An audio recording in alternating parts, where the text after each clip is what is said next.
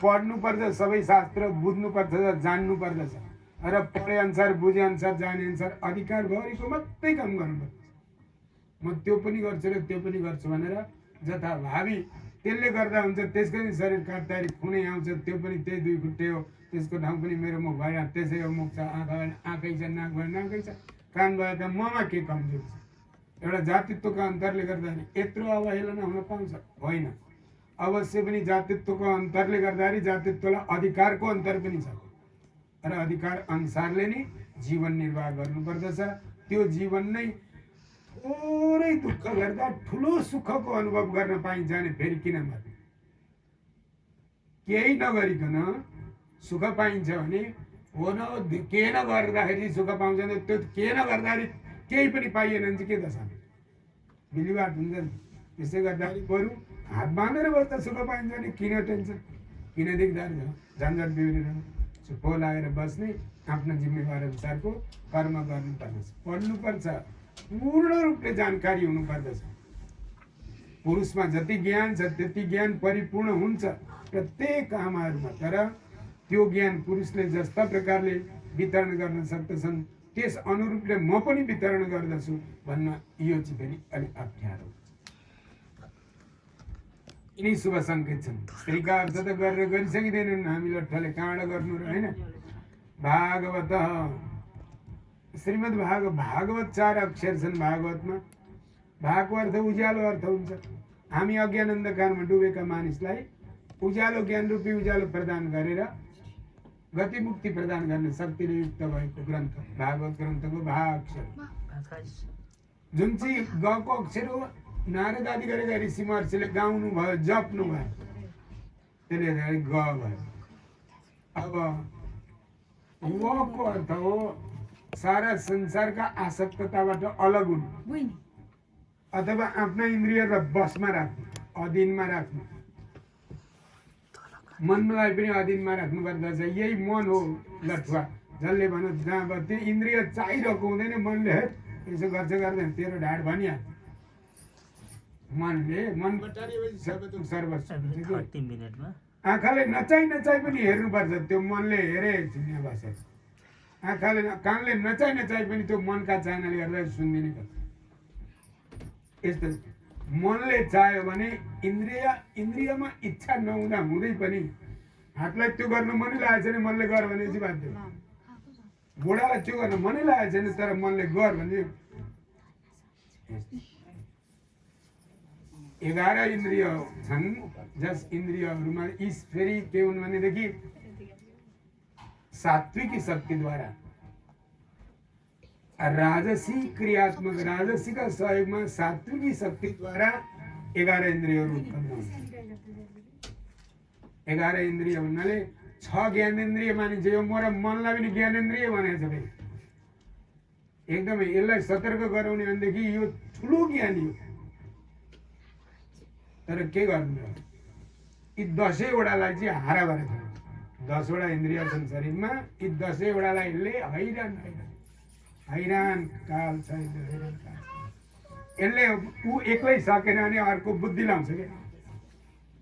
मनकै अर्को सहयोगी साथी हो बुद्धि। यी इन्द्रियलाई यसो भन्नु फेरेन त मैले भन्छ खोज्छ गर बुद्धिलाई खोज्छ। अनि मन बुद्धि छ अनि चित्तलाई पनि गर भन्छ, त पनि सहयोग गर्छ। त्यो मन नै चित्त हो, मन नै बुद्धि हो। त्यो बुद्धिमा परिणत हुन्छ मन, चित्तमा परिणत हुन्छ मन। अनि यसलाई यसो गरायो अनि त्यति गर्दा नि भने अहङ्कार चढाउँछ। त्यही मन नै के हुन्छ, अहङ्कार हुन्छ। अनि त्यसले त अहङ्कार चढिसकेको खपिन सक्दैन। कसले गर्छ अहङ्कारबाट दोष। तर त्यो अहङ्कार पनि मनै हो। मन नै अहङ्कारका रूपमा परिणत हुन्छ, मन नै बुद्धिका रूपमा परिणत हुन्छ, मन नै चित्तका रूपमा परिणत हुन्छ। अनि त्यहाँदेखि यी 10 इन्द्रियहरूलाई खेलाउँछ। खासै यी पनि इन्द्रियका कोटिका एउटै गोठखाबाट लाग्छ। यी 11 वटै एकै ठाउँबाट जन्मेका हुन्, थपक्कै एकै ठाउँका दाजुभाइ हुने। सात्विकी राजसी तामसी रूप छन्, वैकारिक तैजस र भूतादि भन्ने हुन्छ। त्यो कस्तो हुन्छ नि धान पेल्ने मिसिन देखे होला, टक टक टक टक कराउँने थियो। धान मकैहरू त्यो कुट्ने भनौँ न, अथवा पिठो बनाउने आदि मिसिनहरू हुन्छन् नि। यो चाहिँ राजस अहङ्कार हो क्या। त्यो मिसिन चलेको छ भने धान लाउँदाखेरि त्यो चामल बनाउने हो। त्यो चलेन भनेदेखि त फेरि त्यो के गर्नु, धान लगेर घान लाउँदा मात्रै भएन, त्यो मिसिन मात्रै चल्यो, धान छैन भने नि काम गर्छ। त्यसै गर्दाखेरि यो सात्विकी र राजसी जुन अहङ्कारहरू हुन् नि, यी दुईवटा मिल्छन्। एउटाले क्रिया गर्छ, एउटा चाहिँ वस्तु सिर्जना गर्दछ। अनि त्यहाँदेखि अब त्यो धानलाई चामल बनाए यी दुईवटाले मिलेर। जसरी त्यस्तै प्रकारले राजसी र सात्विकी अहङ्कार मिलेर 11 इन्द्रिय जन्माए। 11 इन्द्रिय जन्माए। अब यिनीहरूको खेलो हुन्छ यो संसार। यो बिचको जुन राजसी अहङ्कार हो, राजसी अहङ्कार र तामसी अहङ्कार मिलेर यो भूतादि बनेका छन्। यसलाई पहिला तन्मात्रा भनिन्छ। शब्द, स्पर्श, रूप, रस, गन्ध हुन्छ। यो आकाशबाट उत्पन्न हुने शब्द आवाज हो। शब्द, स्पर्श छुँदाखेरि थाहा पाइन्छ, स्पर्श शक्ति हावाबाट थाहा पाइन्छ। रूप हेर्दाखेरि थाहा पाइने हो, यो आगाबाट उत्पन्न हुने रूप हो, तेजबाट उत्पन्न हुन्छ। अनि रस पानीबाट उत्पन्न हुन्छ, रस भन्ने चिज हो, चाख्दाखेरि थाहा पाइन्छ। अनि गन्ध पृथ्वीबाट उत्पन्न हुन्छ। यो चाहिँ राजसी र तामसी शक्तिको भेला भयो भनेदेखि पञ्च तन्मात्रा र पञ्च महाभूतहरू जन्माउँछ है। सात्विकी र राजसी तत्त्वहरू भेला भएर चाहिँ के जन्माउँछन्? 11 इन्द्रियहरू जन्माउँछ। यिनीहरू जब यति चिज बन्छ अनि मात्रै व्यवस्था गर्नुहुन्छ भगवान् ब्रह्मादि गरेका देवगणलाई, लु अब गरी खाऊ, तिमीहरूलाई तयारी गरिरहेछ भनेर। अनि सृष्टिको क्रम यसरी अगाडि बढ्छ।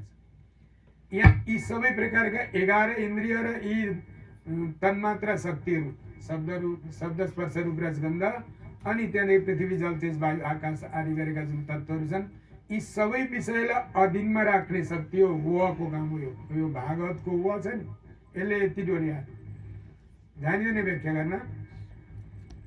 अल्प बुझौँ यति नि कि संसारका आसक्त भावनाबाट अलग गराएर अनासक्त जीवन निर्वाह गराउने शक्ति यो वमा छ।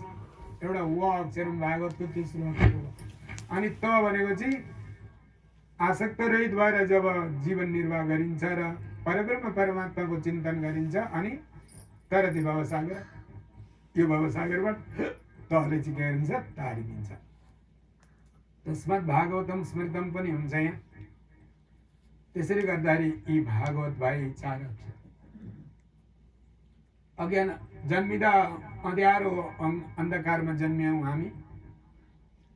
धेरै ठुल्ठुला शास्त्रले बालबोधार्थम भनेर लेखा हुन्छ।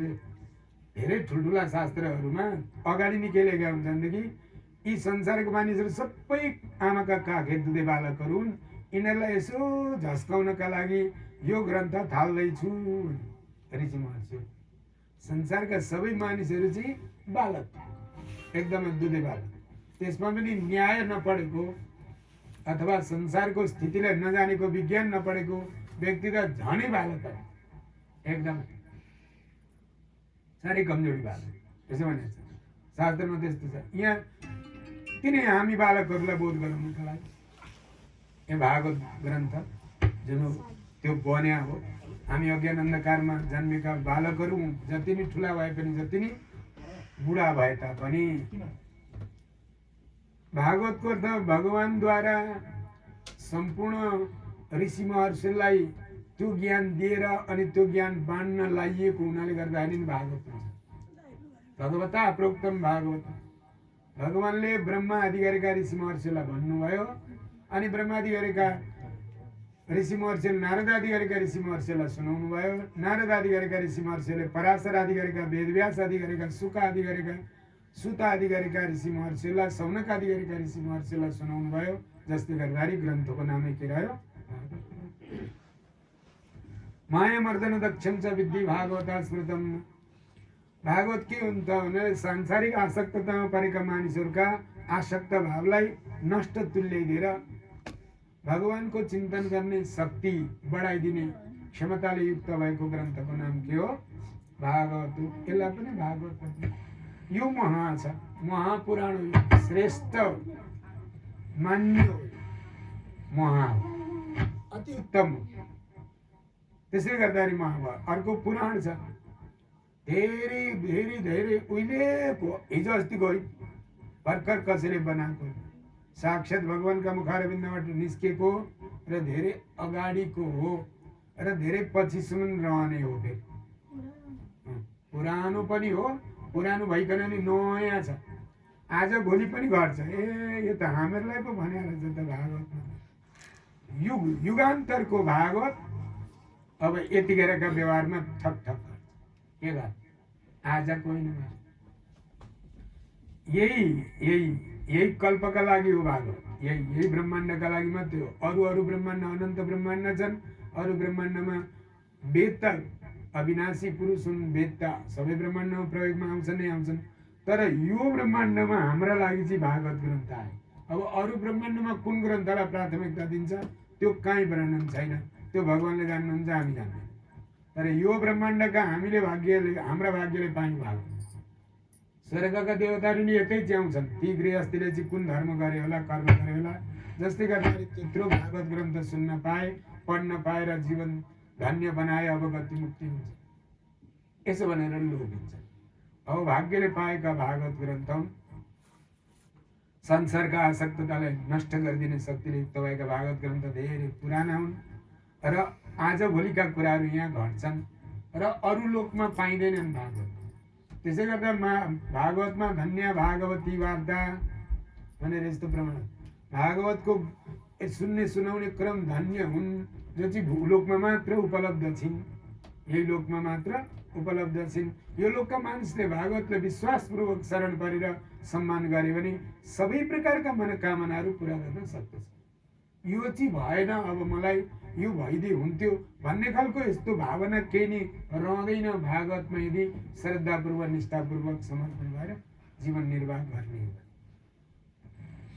यिनी शुभ सङ्केत छन्। यहाँ मङ्गला शासन गर्नुहुन्छ, यो वैदिक मङ्गला शासन हो।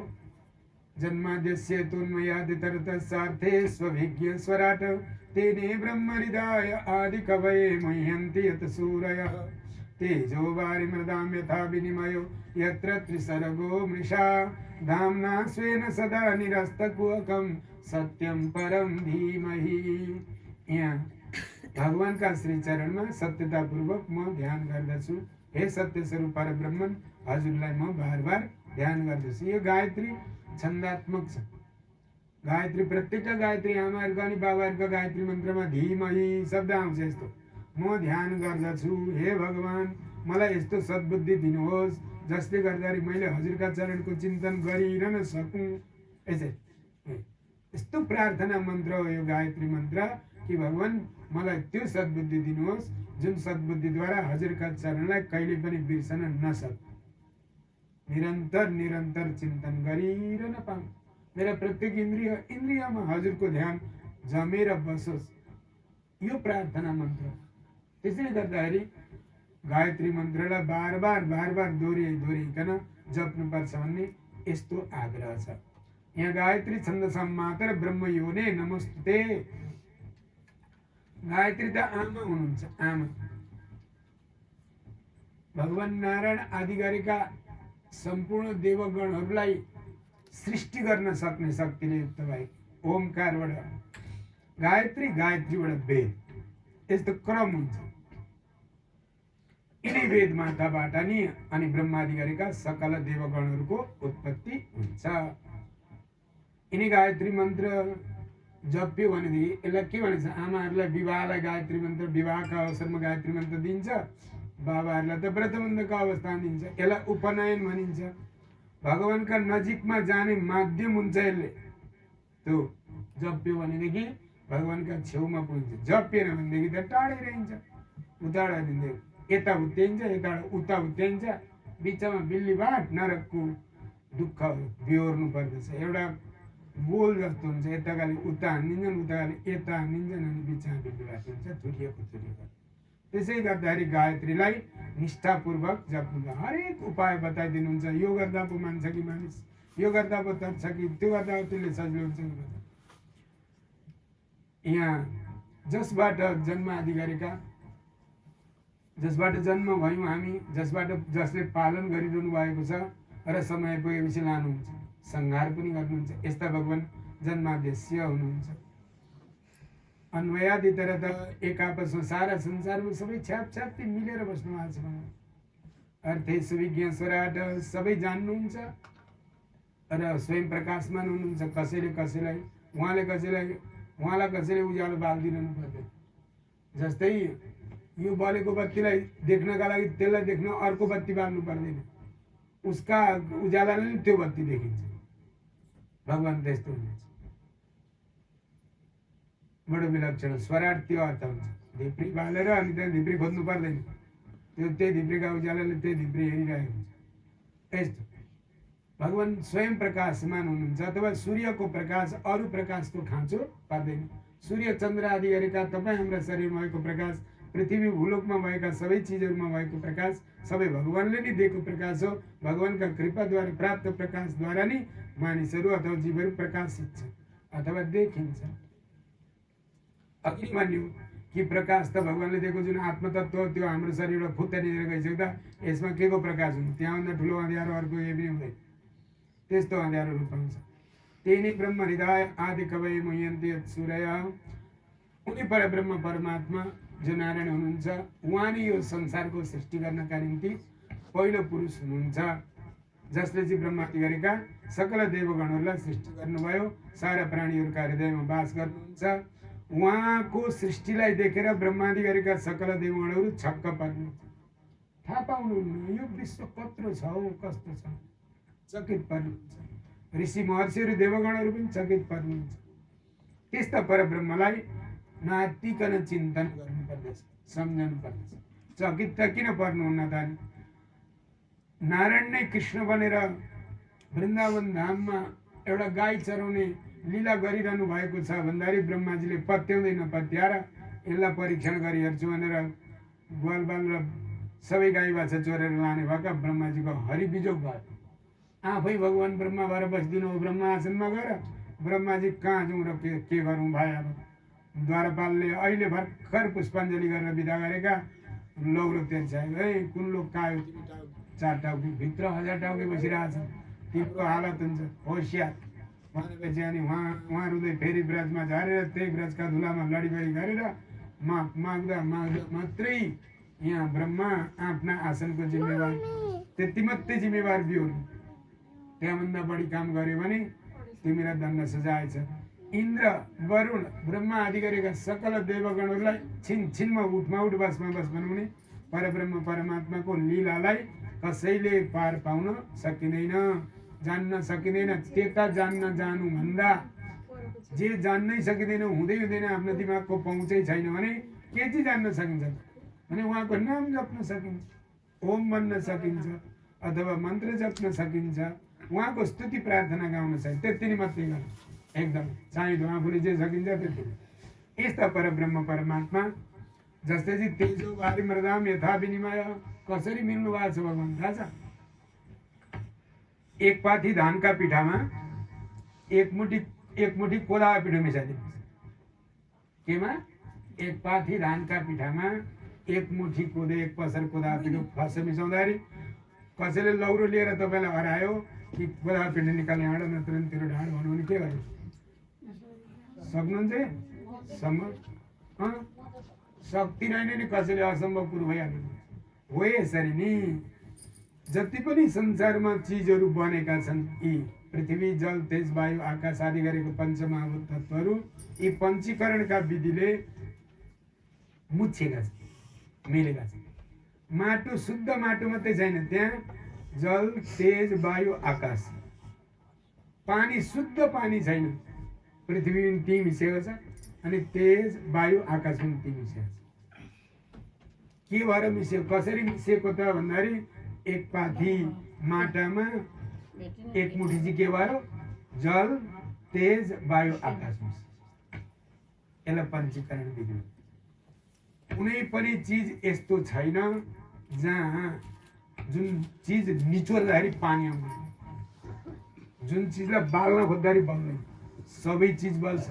सबै चिजबाट पानी आउँछ, सबै चिजबाट आवाज आउँछ, शब्द आउँछ, सबै चिज गराउँछ।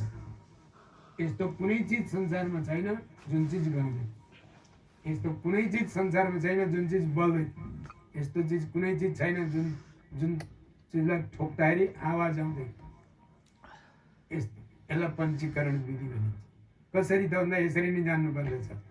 मानु 25 पाती धानका पिठामा 5 मुठी मकैको पिठो, कोदाको पिठो, कोनिकेको फापरको पिठो अनि जौको पिठो सबै मिसाएर 25 पाथी चामलका पिठामा एक मुठी अरू पिठो मिसाउँदाखेरि कहाँबाट निकाल्न सकिन्छ र? त्यो त सम्भव भने नै त्यो 25 पाथी पिठाले जितिहाल्छ।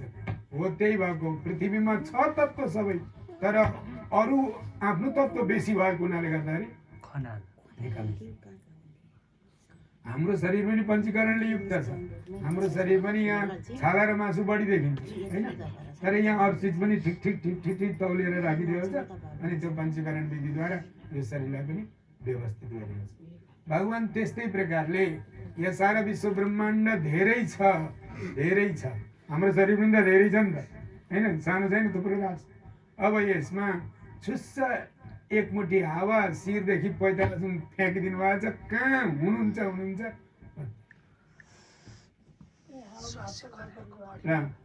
त्यही नै हो। यो जुन कति पाथीको भन्नु यसलाई, अब कति पाथीको छ यो हाम्रो शरीर। यसमा एक पाथी फ्याँच्छ, एक मुठी फ्याँच्छ, सास छोडिदिएको छ। के भन्छन्? सास एक मुठी सास छ भन्छन् होइन, त्यसै भन्छ। एक मुठी सास फ्याँच्छ, छोडिदिएको, कहाँ गएर बसिरहेछ पत्तो छैन। जहाँ भोच्छ त्यहीँ दुख्छ, फेरि खपिन सक्नु पऱ्यो, थाहा पाइहाल्छ अघि नै छ। यत्रो विशाल शरीर हो यो कति पाथीको हो? यसले एक मुठी भेटेछ, तर पत्तै यसलाई त्रिविध विधि पनि भनिन्छ अथवा पञ्चीकरण विधि, शक्तिकरण विधि। जसरी पनि दर्शन शास्त्रमा धेरै प्रकारले वर्णन गरेछ। भागवतमा चाहिँ यो पनि उपनिषदकै वाक्य हो, तेजो वारी मृदाम यथा विनिमय। एक आपसमा मिलेर जसरी बसेका छन्, संसार चल्छ, त्यस्तै प्रकारले भगवान् पनि पृथ्वीमा पनि हुनुहुन्छ, जलमा पनि हुनुहुन्छ, तेजमा आगामा पनि हुनुहुन्छ, हावामा पनि हुनुहुन्छ, आकाशमा पनि हुनुहुन्छ, सबैतिर हुनुहुन्छ। त्यसै गर्दाखेरि भगवान् काहीँ हुनुहुन्न भनेर जथाभावी गर्न पाइँदैन नि। यस्तो चराचर जगतमा हुनुहुने परब्रह्म परमात्मालाई यत्र त्रिसर्ग मृषा हामी भन्न चाहिँ के भन्छौँ भने है कहाँ छैन भगवान्, नचाहिँदो कुरो झुटो बोलेर मर्छ भनेर। अमृषा अपि सत्य हो तापनि झुटो होइन तापनि झुटो भनेर जीवन निर्वाह गरिरहेको। कसरी त भन्दा उदाहरण बुझ्नु भने अब चाहिँ पक्का शरीरमा एक मुठी सास फ्याँकिया छ, 25 पाथीको यो शरीर हो। छाला मासु हाड आदिले भरिएको, फोहोर मैला झन्ती खपिन सक्नुहुन्छ। त्यहाँ फ्याट एक मुठी छोडिदिनु भएको छ। यसरी मिलिहाल्छ त्यो 25 पाथीमा एक मुठी पिठो कि अब त्यो कालत्र छुट्याउन सकेता जीवन बित्ला छुट्टिँदैछ। यस्तो हुन्छ। यत्र त्रिसर्गो मृषा, यो झुटो होइन, झुटो जस्तो देखिन्छ तर यो सत्य हो, यस्तो ठान्नुपर्छ, मान्नुपर्छ चाहिँ विश्वासले। नमान्यो भने त के रहने? अब यहाँबाट निस्केर गएको देख्नु परेन, यसमा पसेको देख्नु पर्यो, यहाँ भएको निकालेर अलग गर्न सक्नु पर्यो र मात्रै त झुटो होइन गर्नु पर्यो, न त सम्भव हुँदैन। कतिपय ऋषि महर्षिहरू यस्तो हुनुभयो जसले चाहिँ परकाय प्रवेश भनिन्छ कि म त्यसका शरीरमा त सुत अब निदा भनेर त्यसलाई निदाउन लाएर उसको शरीरको चेतन शक्तिलाई सबै निदावेश त समग्र समापन हुन्छ। अनि यहाँको बिउजो व्यक्ति चाहिँ अष्टाङ्ग योग साधना शक्तिद्वारा आफ्नो आत्मा र इन्द्रियलाई लगेर त्यसका शरीरभित्र प्रवेश गराएर अनि त्यसको शरीर उठाएर 1-2 दिन घुमाएर ल्याएर फेरि ती पसारेर अनि आफ्नो शरीरमा आएर मिलेर अनि आफ्नो शरीर उठाएर जीवन निर्वाह। आद्य शङ्कराचार्यले त्यसो गर्नु। आद्य शङ्कराचार्यले म पुरुष हुँ, अब ब्रह्मचारी रहनुभयो त किन एउटा प्रसाद स्वरूप स्त्री पुरुष एक आपसमा मिलेर जीवन निर्वाह गर्नु पर्ने? तपाईँले त कसरी गति मुक्ति पाउनु? तपाईँलाई स्त्रीको अनुभवै छैन। जहाँ स्त्रीलाई पुरुषको अनुभव, पुरुषलाई स्त्रीको अनुभव छैन, कसरी त्यत्रो ठुलो तपाईँ? त्यसैले म योग बल शक्तिद्वारा परकाय प्रवेश गर्दछु अनि स्त्रीका शरीरमा के कस्ता प्रकारका क्षमताहरू हुँदो रहेछन् त्यो ती प्रवेश गर्छु र अनुभव गर्छु अनि आएर फेरि मेरो शरीरमा पस्छु। त्यस्तो परकाय प्रवेश प्रसन्न आउँछ। बडो विशाल प्रसङ्ग जसलाई चाहिँ बिस्तारै पढ्नुपर्दछ। यस्तो पनि हुन्छ, त्यो शक्तिले सम्पन्न भएका त्यस्ता व्यक्ति हुनु पर्यो नि त। त्यस्तो त्यागी हुनु पर्यो अष्टाङ्ग योग साधना गर्ने शक्तिले युक्त भएको व्यक्ति। त्यो पनि त्यसमा पनि त्यो शास्त्रार्थ गर्दाखेरि कसैबाट हार्नु भयो, जसले गर्दाखेरि परप्रवेशको परकाय प्रवेशको विधि सिकेर अष्टाङ्ग योग साधना गरेर अनि त्यहाँ प्रवेश गरेर त्यसको अनुभव फेरि बोकेर ल्याएर यो शरीर प्रवेश गरेर यस्तो हुँदो रहेछ भनेर फेरि शास्त्रार्थमा प्रस्तुत गर्नु। त्यतिखेर हाम्रा पूर्वाचार्यहरूले बार बार हराउनु भएको प्रमाण हुन्छ। हाम्रा रत्नग्रन्थहरू उहाँहरूलाई परकाय प्रवेश गर्नु परेन, तर पढेकै भरसम्म उहाँहरूले काम पुर्याइदिनु भएको छ। त्यही सँगै छन्। यहाँ त्यही भन्नुहुन्छ कि देख्दाखेरि झुटो जस्तो देखिन्छ, सत्य पटक्कै विश्वास देखिँदैन। हामी त के हुन्छ भने प्रत्यक्षवादी हुनु, देखिएको कुरो मात्रै ए हो र छ, नदेखेको कुरो के को मान्छ होइन। तर होइन, जे देखिँदैन त्यो नै परब्रह्म परमात्माको वास्तविक तत्त्व, त्यो हाम्रा शरीरले लतराज देख्न सक्दैन। अर्जुनलाई देखाउने प्रयास गर्नुभयो भने अर्जुनले रहर गरे, देखाउने प्रयास गर्दाखेरि काल रूपमा देखा अर्जुनले। सबै यसरी लुडो परेर भगवान्का दाँतबाट चाहिँ त्यो के अरे यत्र धारा भएको मिसिनले धेरै प्रकारका ठुला ठुला वस्तुहरूलाई एकदमै घुमाएर धुलो मैदान बनाएर पचाएर धुलो बनाएर फ्याँकिदिए जस्तो नि। भगवान्का मुखले त त्यस्ता ठुल्ठुला राक्षसहरू, राजा धिराजा, साधु सन्त सबै चबाउँदै फ्याँक्दै गरेको यो मिसिन चले। बाबा ठाकुरे भयो, मलाई यो हेर्नु छैन, अहिले जस्तो त सौम्य रूप त्यही देखाइदिनुहोस् भनेर 11औं अध्याय गीतामा त्यही जानकारी गर्नुहुन्छ। शान्त रूप हेर्छु म, तपाईँका दाना अल्झेका ती मानिसका लात्ता देख्दाखेरि मलाई अचम्म लाग्यो। के देखेनन् त? विकराल सङ्कर्षण रूप देखाइदिनु भएको छ। पक्का छ, आतिन्छ, हामी देख्न सक्दैनौँ, तर छ भन्ने विश्वास लिएर उनी प्रभुको चिन्तन गर्नु, त्यति नै हाम्रो धर्म। धामना स्वेन सदा निरस्तकुहकम सत्यम परम धीमहि। सारा संसारका अँध्यारालाई नष्ट गर्ने शक्ति उहाँमा मात्रै छ।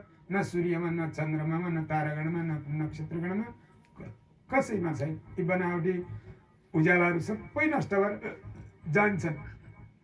यस्ता अनन्त शक्ति सम्पन्न प्रभुलाई हामी बार बार साष्टाङ्ग प्रणति गर्दछौँ। ती उहाँ नै सत्य रूप हुनुहुन्छ। यस्ता सत्य स्वरूप परब्रह्म परमात्मालाई धीमहि हामी ध्यान गर्दछौँ अथवा म ध्यान गर्दछु भनेर यहाँ मङ्गलाचरण गर्नुहुन्छ।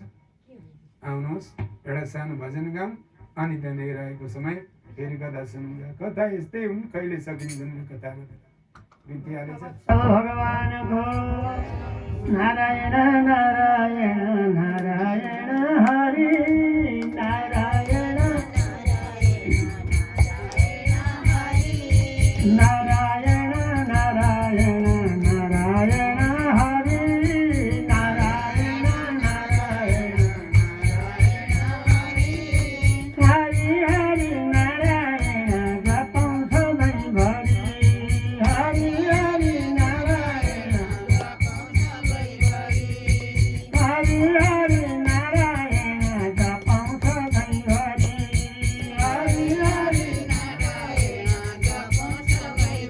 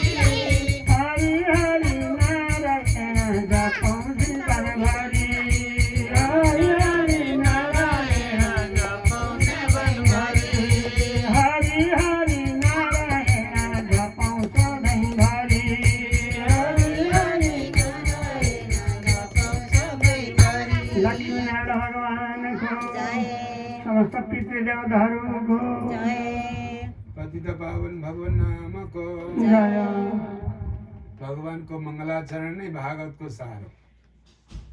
यी दुईवटा श्लोक छन् यहाँ। यी दुईटा श्लोकलाई राम्रा प्रकारले सुन्यो भने 7 दिन सुन्ने कथा यी दुईवटै श्लोक। फलस्तुतिको वर्णन छ। भागवत सुन्यो भने भगवानले के आशीर्वचन प्रदान गर्नुहुन्छ। धर्म प्रोज्झित कैतवोत्र परमो निर्मत्सराणां सतां वेद्यं वास्तवमत्र वस्तु शिवदं तापत्रयोन्मूलनं श्रीमद्भागवते महामुनिकृते किं वा परैरीश्वर साध्यो हृद्यवरुध्यतेऽत्र कृतिवे शुश्रूषुभिस्तत्क्षणात्। यहाँ धर्म प्रोज्झित कैतव सब धर्म को व्याख्या है। सत्यता पालन गर्नु, सत्यता पूर्वक जीवन निर्वाह गर्नु पर्दछ। साँचो जीवन निर्वाह गर्नु पर्दछ। धैर्य धारणले युक्त भएको जीवन निर्वाह गर्नुपर्छ। सत्कर्म गरेर परिपूर्णको जीवन निर्वाह गर्नु। शरीरमा भएका सबै प्रकारका कपटतालाई उखेलेर फ्याँकिदिन्छ। भागवत ग्रन्थलाई राम्ररी पढ्ने, सुन्ने, बुझ्ने, जान्ने हो। शरीरमा भएका सबै दोषहरू के गर्दछ? प्रोज्झित राम्रा प्रकारले निकालेर फ्याँकिदिन्छ। शरीरमा कपट त केही नै रहँदैन। छल कपट भावनाहरू केही नै रहँदैन। यस्तो धर्मको व्याख्या छ। निर्मत्सराणां सतां श्रेष्ठ धर्मको व्याख्या। साथै सज्जनताले परिपूर्णको बनिन्छ। मत्सर भाव बनेको मच्छरको जस्तो भावना, चुसापन, त्यस्तो भावना रहँदैन। म खाउँ मैलाउँ सुखसय लवा मोज नगरौँ भन्ने खालको जुन भावना हुन्छ हामीमा, अरू चाहिँ नाङ्गै रहन्, भोकै रहन्, सबै मरुन् दुःख पारा भन्ने खालको जुन भावना हुन्छ त्यो होइन। सबैलाई सहयोग गरौँ, म पनि बाँच्छु र अरू पनि बाँच्छन्, म पनि रमाउँ र अरू पनि रमाउँ।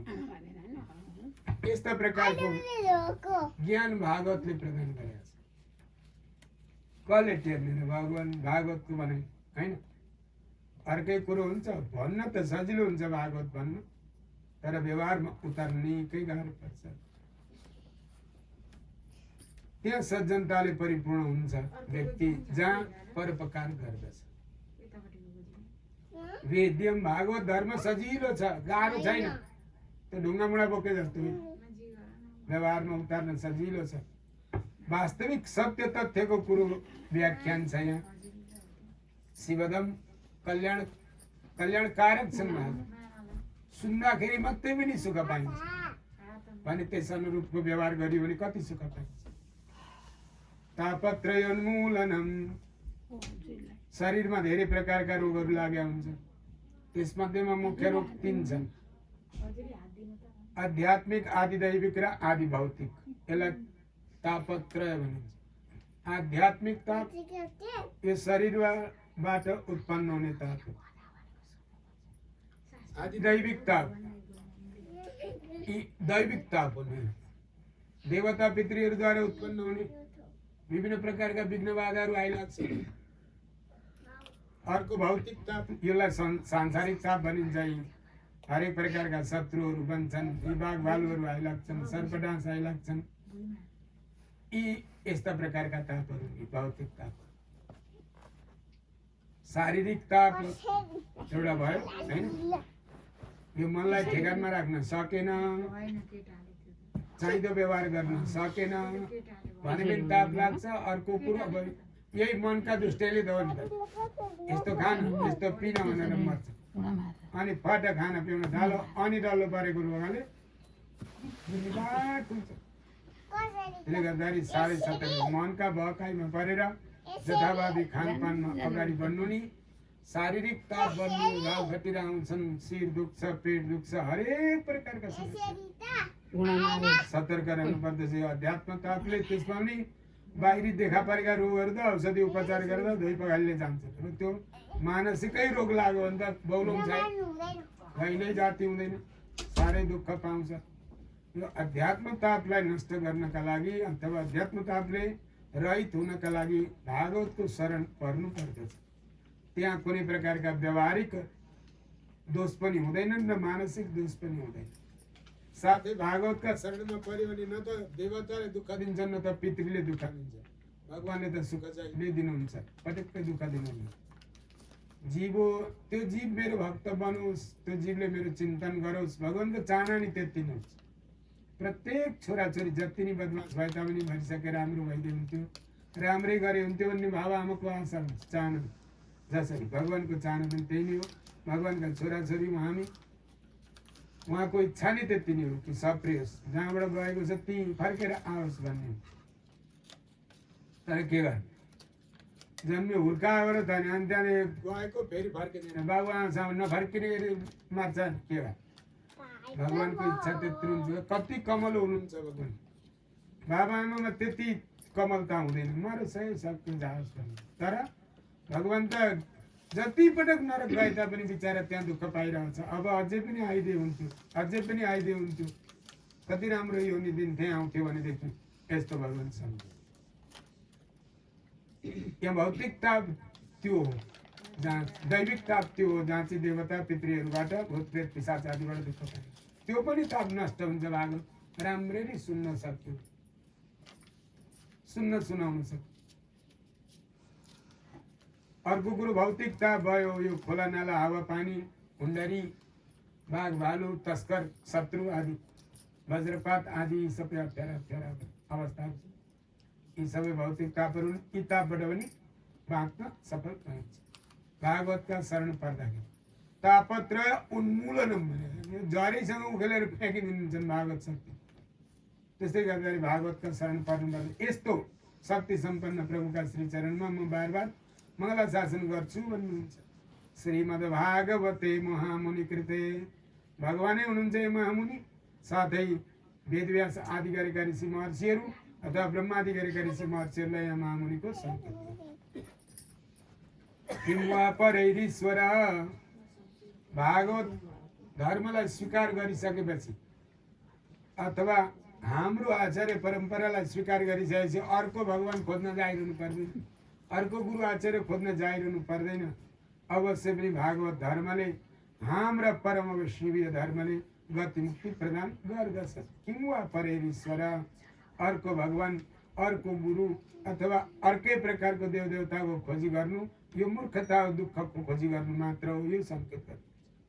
सद्यो हृदय वरुध्यते त पृथ्वी शुश्रूषुविस्ता क्षणात, उनी त्यस्ता परब्रह्म परमात्मा नारायण यदि उहाँका शरणमा पर्ने भने तत्काल हृदयमा आएर विराजमान भइदिनुहुन्छ, बसिदिनुहुन्छ र अनन्त सुख ऐश्वर्य पार्नुहुन्छ।